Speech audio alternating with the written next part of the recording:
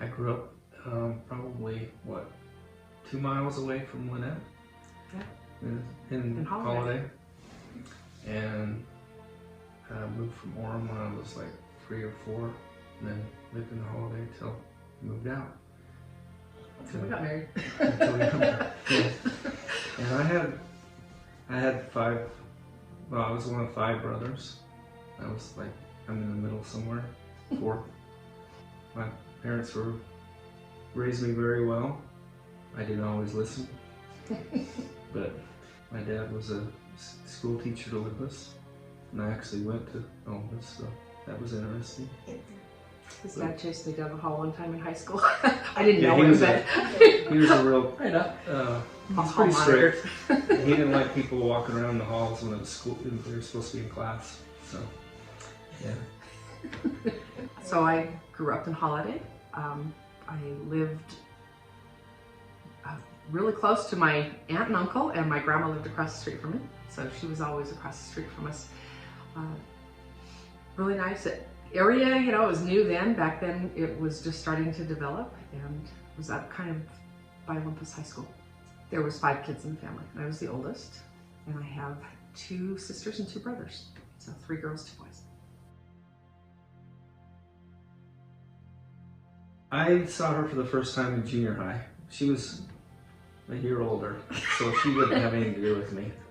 So I just knew her from junior high, and then in high school we had a locker together when I was a sophomore and she was a junior. I didn't know that. She never acknowledged me at all. Well, he was. I was looking at the senior guys, you know. I was depressed when her senior year, she went to Skyline for her last year. So I didn't see her after that until later, when I was working at a glass company and her boyfriend was working there with the same place. For me, when I saw him again, it had been a long time, I was like, oh yeah, I remember him, you know. And I was dating another guy at the time, but I think once that ended and he was right there, probably a couple dates in is all, and I was like, I really like this guy. I think I told my mom maybe 2 or 3 dates in. It's like, I think this guy's the one. I just get that feeling, you know.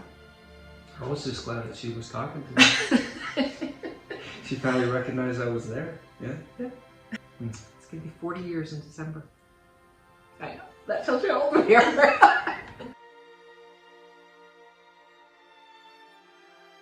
So we have 8 children. We had 4 children together, and then we adopted 4 children. So the oldest ones are, our oldest son is Travis, and he's married to Taryn Boardman, and they have 5 kids. So we have lots of grandkids.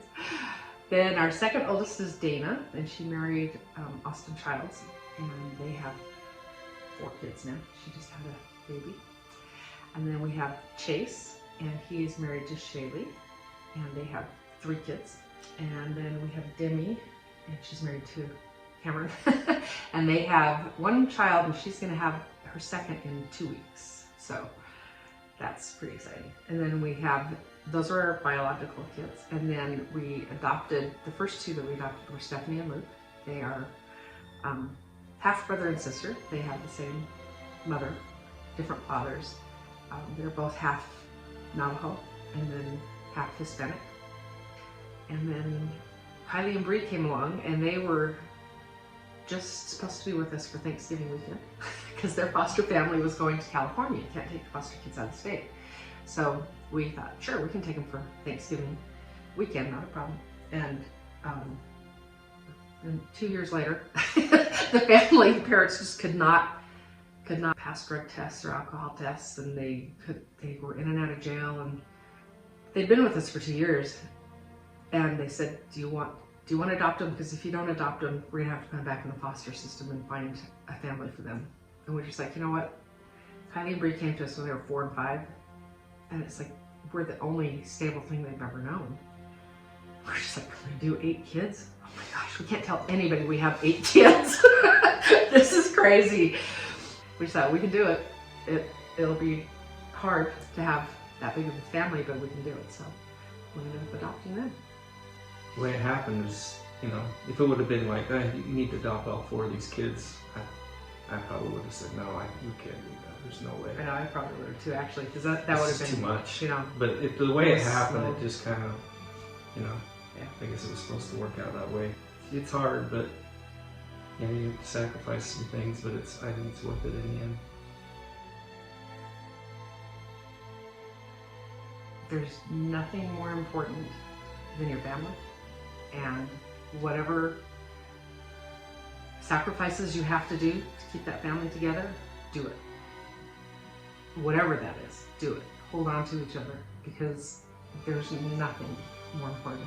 And the older you get, the more important it is, and you start realizing all those sacrifices were worth it. Because it's not easy, you know. There's a lot that goes on in a family, and especially when you're young, you know, you have your own issues of getting together and really understanding each other. But as you start having kids and, you know, jobs and houses and things like that, the challenges start increasing, and you know, there's a lot of things that will try to come at you, to pull you apart, or destroy your family.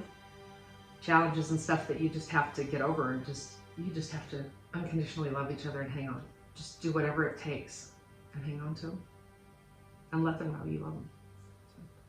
You can't try to tell them what to do. You gotta have them learn from their mistakes, and just love them for who they are, and hopefully they keep coming around.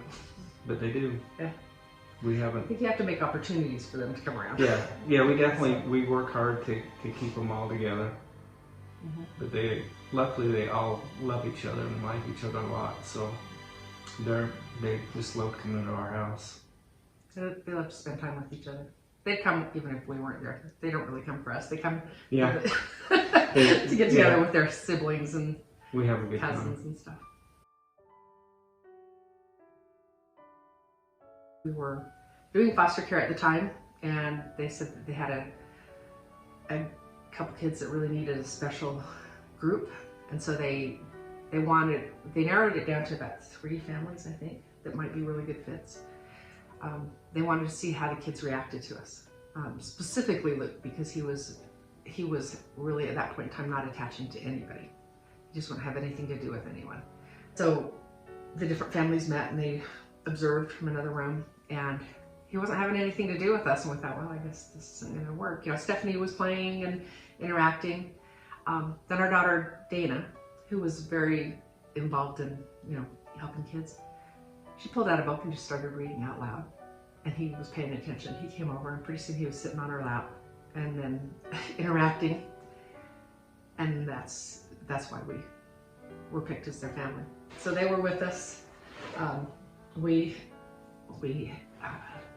were able to adopt them pretty quickly, and then we got sealed to them in the temple.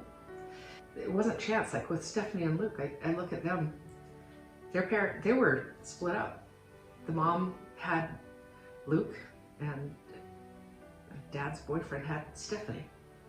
They weren't even together, and they ended up getting removed from the homes that they were in. Long stories. They ended up in the Christmas box house at the same time, really randomly.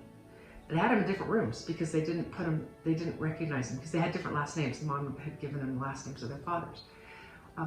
One of the ladies was doing some research to find out who the mom was because Luke had just come in, and she went, wait a minute, he's got the same mother's name as this other girl that's here. And they realized that they were brother and sister, and they hadn't been together. I mean, they were really young and they hadn't been together. So they put them together. They just happened to get there at the same time, and someone happened to notice that because it could have been a week apart. Nobody would have ever noticed. So they got together. I mean, you just look at things in your life. There's just so many times that God's there, and a lot of times we just don't recognize His hand in our life, but He's always there.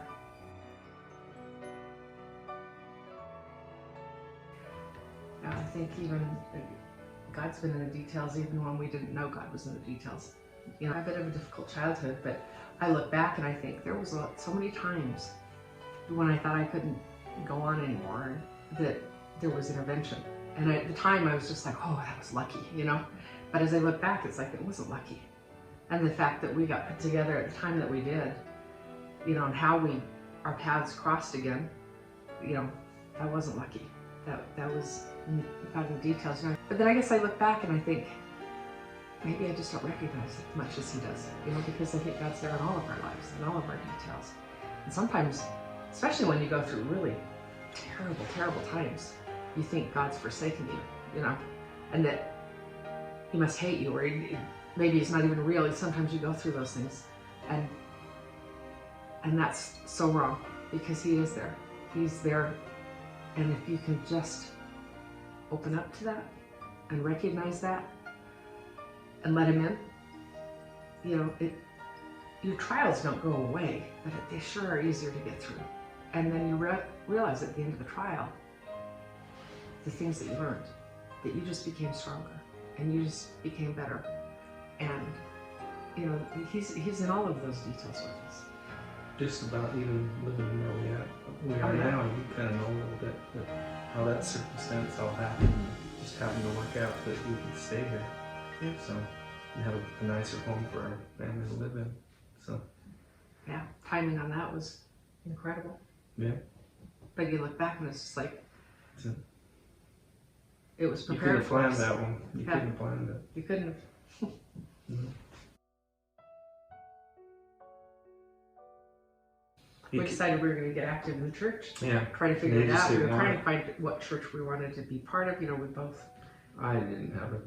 I did. You I did, just but knew. I knew. I needed to know was for true. myself, you know, and he did. We Right. had. It's not easy always to live it. It's easier not to. A lot easier. Yeah. So. But we had 2 kids, and I was pregnant with the 3rd one, and we're just like, you know what? We have to change something here. We lost all of our friends, though. All of them. We had to completely change our friend cycle. And it was hard. And then I had our 3rd son, and we were still in the temple. But we kind of been along that path. We got still in the temple when he wasn't even one, he was like 6 months old. It's hard. It's a lifetime progression of growing and learning and gaining more faith and trust. And yeah. I think it's great that my kids are actually an example to me. Yeah, they're great kids. Yeah, we told them a story about how we decided we were gonna change, and yeah, we didn't want to tell them for a long time because it's like, not till you're grown up. They always wanted to sit down and tell us everything that happened.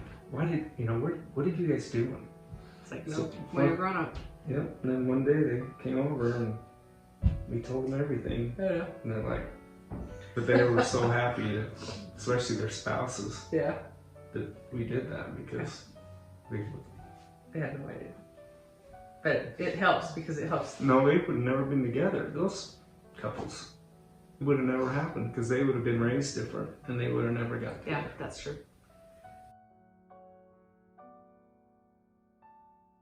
I think you have to look at your life and just say, is this really fulfilling? Is this really what it should, is this how I should feel? Because you get so caught up in everything that goes on in the world, but if you really take a silent moment and think about it, is that really, does that feel good in your heart? Don't look at the people. Look at Jesus Christ. Start to get to know him. Even if you don't want to start by checking out the church, check out Jesus Christ. Understand him. Get to know him. Let him in your life. Let him be part of you. And then see how that feels in your heart. Because he is definitely the light of the world. I mean, he is our Savior. It's time to make that decision. You really do need to know for yourself, because at some point in time, we all get to the end of our life and it's just like, so where am I going? What's going to happen now? And it's pretty scary if you don't know. No matter how old or young you are, it's time to know for yourself. What you have to look for is what really try to understand who you are, where you came from, and where you're going. And be in touch with that side of your life and your spirit and connect with Jesus Christ. Yeah, I just think that I was one of those where you sit on the fence type person, and you can't do that anymore. There's no sitting on any fence. You're either on one side or the other, and if you're on the fence, then you're not on the right side of the fence, I guess. But yeah, you just have to make that decision, and because I remember when everything was going fine financially, even, and we're doing just fine, but there was always something missing. You know, what is it that's missing?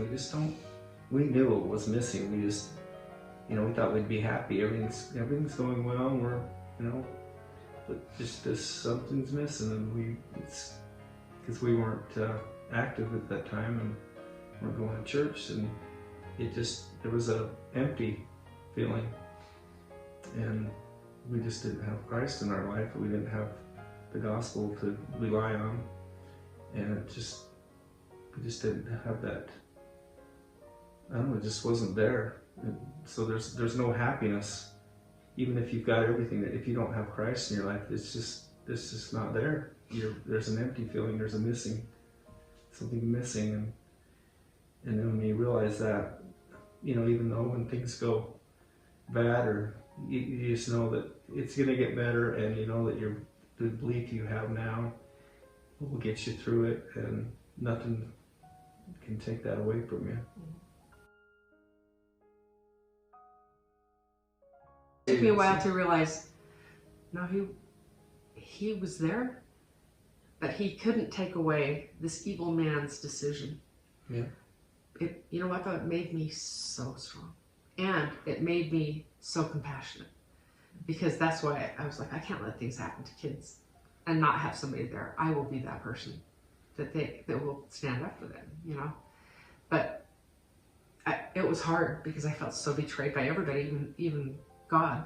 Going through any kind of abuse, and it doesn't even matter if it's long or short, is how you take it personally. Just totally wipes out your self-esteem. You just feel like nothing. And I think that's the biggest trap Satan puts us in. When you can be violated to that point that you feel worthless, then he's got you. My childhood, my mother was amazing, but there was family members that came over that were not so amazing. And I went through a really rough, really abusive childhood. And that's what pushed me away from everything, And for those people that go through that have had really difficult challenges, been treated badly, whatever it is, you can't, by continuing to not make this choice for yourself, you continue to let them abuse you, because they are now still controlling the direction of your life, even though they're not here. They don't even have to be here, and they're still controlling that direction of your life. And I was so shocked one time. There was a party I was at, and they took all these pictures. They had Polaroid pictures and stuff. And I went the next morning to go help clean up and stuff, and I was going through the pictures and stuff, and I was like, don't know, know them, don't know. And there was a picture of myself, and I put it in the don't know pile. I literally did not recognize myself. And it was a different countenance that I had, and I didn't realize that had happened. And that shocked me, because I put myself in the don't know pile. And that was like a really big wake up call. It's like, you are letting him still abuse you. You're letting all of them still abuse you. Stop letting them direct your life. They're not even here. You direct your own life. It's hard to forgive, and it's hard to move past that, and you harbor so much anger and hate. And it really weakens your soul and your heart. And there's only one way to recover from that, and that's through Jesus Christ. It's the only way to recover from that. Let him in your life. Let him heal you. And let him help you forgive. For people that go through that, it stops the whole progression of your life. And the only way you get past that is to finally take that official step and let Jesus Christ in, and just let him heal you. Just feel that healing come to your soul. It'll change everything. I didn't have a childhood. but it made me so much stronger. And it made me so, when I finally found that I just need to let Jesus Christ into my life, you just have to, it's hard to forgive. It's really, really hard to forgive. And I have had to pray so much to forgive and have that hatred taken from my heart. And it finally was. I was able to get back with my mom and start building a relationship with her again. I definitely was changed when I turned all of this over to the Savior. When I finally just, couldn't deal with it anymore. So I turned it all over, and it changed everything for me. Everything in my life started looking up, and I had a future,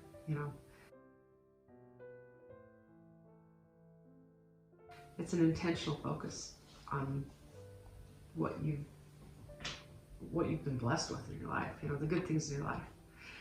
Sometimes the bad things are stronger than the good things, but there are good things. You just need to stay focused. Even sometimes you have to just start thinking about, well, I have this, I have that. And I think getting that gratitude, and taking a moment every day to be grateful and show gratitude for your friends or your family, or something little that happened to you that made things better that day. I think that's what you have to do, is just stay really focused on the good things in your life. I just have to remember, okay, wait a minute. What are the things I really have? And then, you have family and where you live and friends and just how you've been blessed with even your health, or you just got to remember you just take everything so much for granted, and you're so blessed because if you get focused on the negative, you forget. You have to remind yourself, stop and think about it. There's so much we've been blessed with. For me, it's just, what's the alternative? And I've lived the alternative, and there's nothing there but hopelessness, darkness, no direction. That's what keeps me in. It's because I've lived the other side. Yeah. And I know what it's like, and I don't want that in my life. Ever. The alternative is just not there. It's not a choice. We've looked and we've searched other things, and there isn't anything. Yeah. So, if you want to be happy, it's not, and it's like I said, it's not easy for me to just. Is it easy it is for other people to toe that line to be faithful? But if you're not trying, there's just nothing out there. There's just nothing there. So there's no happiness if you don't try to stay faithful. And that's what I just try to do. Just take one step forward, not one back. The stakes have gotten so high on both sides. Both sides are raising the stakes. It's like, you pick which side, and you have to just remember that you're either in. I'm just so amazed about the kids growing up in the church now. Are so strong and so, I don't know, just all together. They got it figured out already. They were so far ahead from where I was. It just blows me away. It's like, wow, they are such a privilege to raise that generation. It's like, they are it, and they are amazing. Yeah. They're inspiration of goodness. But it's made it very, very clear that there's no gray. You pick your side in what you do. It's not like you are all in, but you're all in on one side or you're all in on the other side, because there isn't that gray area anymore. So which side do you want to be in? Just really understand that.